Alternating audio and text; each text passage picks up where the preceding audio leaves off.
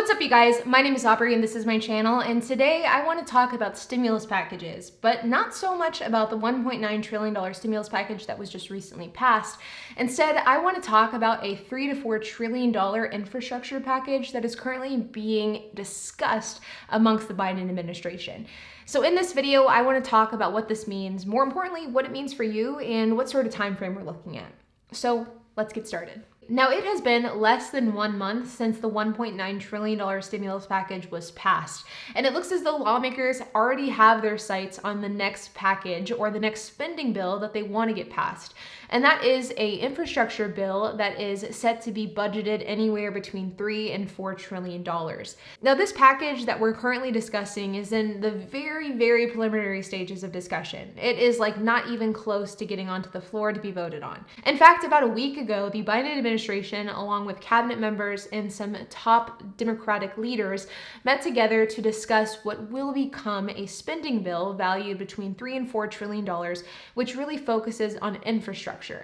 Now, this will be the first spending bill since the pandemic that focuses on moving forward rather than just sustaining the status quo. Now, what I mean by that is that we have over the last year seen a ton of stimulus packages. We saw the CARES Act, we saw the $600 billion bill that was passed around the holidays, and then we saw this most recent $1.9 trillion stimulus package. All of these bills were recovery bills focused around keeping America afloat, keeping people employed, keeping people in their houses, keeping businesses open, and more. It was more about maintaining America rather than helping America flourish. But with this newest bill that is currently being talked about, we are instead looking forward. It's a bill that is focused on growing America and making America better and stronger rather than just sustaining it. Now, before we dig into the details of this bill, or at least the details as we know them today, I would like to note the fact that I do think it's a positive sign that there are being discussions of bills outside of COVID relief. Now, I don't necessarily want to talk about my opinions on the bill itself, but the fact that lawmakers are veering their eyes in other directions is a sign that America is recovering. More and more people are getting the vaccine, more and more states are opening up, more and more businesses are opening, and that is a really great sign. And the fact that lawmakers aren't like laser focused on COVID relief anymore, I think is a really good sign that we are heading out of COVID and out of the pandemic. Now, when it comes to what's in this spending bill, there is still a lot that we don't know. I mean, whenever I say that this bill is in the beginning phases of being discussed about, I mean that it is in the very beginning stages.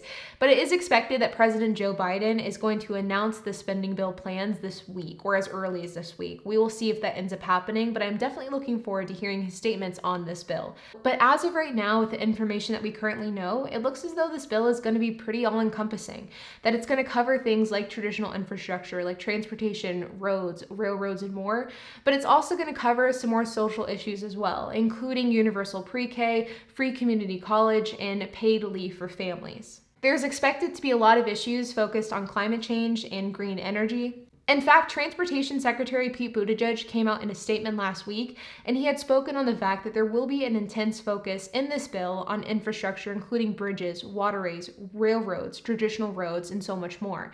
And that a potential way that this could be paid for is by a mileage tax, so taxing people on the miles that they drive rather than the gasoline that they consume. Now, a mileage tax, so a tax based off of the miles that you drive rather than the gasoline that you consume, is something that has been thrown around for quite a while now, though it's not something that has been seriously laid on the table up until now.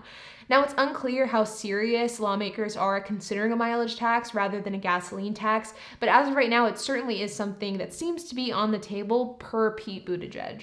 In addition to a mileage tax, there are other streams of income that are being explored as a way to pay for this infrastructure bill, including bonds, including corporate tax, and so much more. Now, as far as the details of this spending bill goes, this is really all we know. We don't know any of the fine details, the fine numbers, or what exactly it's going to include.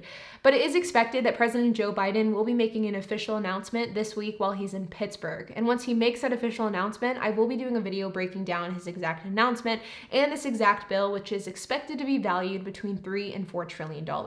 Now, one other thing I would like to touch on before we sign off is the PPP. Now, remember that the PPP has been extended until May 31st, and recently the PPP formula was changed to better serve solo entrepreneurs, meaning people who have a business but do not have employees.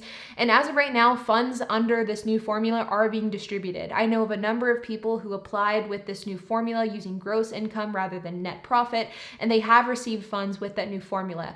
One lender that I know is doing it rather quickly is Lendio. I've heard kind of mixed results from you guys in the comment sections of my video regarding Lendio, but in the experience of people I've worked with directly and people that I know that Lendio has been a pretty good portal. Alternatively, you also could go the traditional brick and mortar route, going Chase Bank, Wells Fargo, things like that, or you could go Cabbage, Bluevine, or another online lender. Regardless, there are a ton of different lenders to choose from, so make sure to apply for the PPP before May 31st. If you apply quickly enough, there is a chance that you can not only apply for the first draw, but you could also apply for the second draw by May 31st, which is the new deadline. Now remember that in order to apply for the PPP forgiveness, which means that you do not have to pay back the PPP funds, you can find those applications for forgiveness on the SBA's website. I will include a link to that down in the description below. We also have the EIDL, or the Economic Injury Disaster Loan. That is still open for the loan to new applicants. You can still apply to that. You can do so by going to the SBA's website, scrolling down, and then clicking apply here under loan details. I will have an updated video coming out in the next few days, giving you guys some more guidance on the EIDL cash advance, which is the free money portion of the program. And one last thing for you guys, I get a lot of questions in the comment sections of my videos asking me to do videos talking about the PPP, the EIDL, and so much more.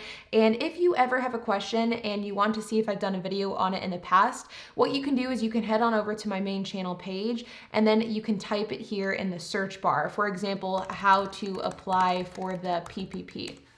If you type that in, you will then see all of the videos that I've created on the different variations of how to apply for the PPP. Some of this is older, being like from last year with the CARES Act. Some of this is newly updated. Some of this applies to gig workers. Some of this applies to companies. Basically, if you could apply for the PPP, I probably have done a video covering it. So make sure to check that out and to see if I've done a video on certain topics, because chances are I probably have. But with that being said, you guys, I wanted to make this video because this new $3 to $4 trillion spending bill is a big deal, and it's going to affect a lot of people, whether it be through the paid family leave, universal pre-K, free community college, as well as the idea of reoccurring stimulus checks. All of these things and more are things that are being outlined in this $3 to $4 trillion bill. So if you want to know the details of this, make sure to stay tuned, because I will be doing a video on it as soon as President Biden announces the plans. But like always, you guys, if you have any questions, comments, if you have anything to add, make sure to leave a comment down below. I will be doing an FAQ video in the coming days, so if you have any questions that you want to be addressed, make sure to leave a comment down below, or head over to my community tab on my channel page, and I will also look there as well. Or alternatively, you could also message me on Instagram. My handle is @aubrey.janik. But while you're at it, make sure to hit the like button, hit the subscribe button, and hit the notification bell, and I'll see you guys in the next video.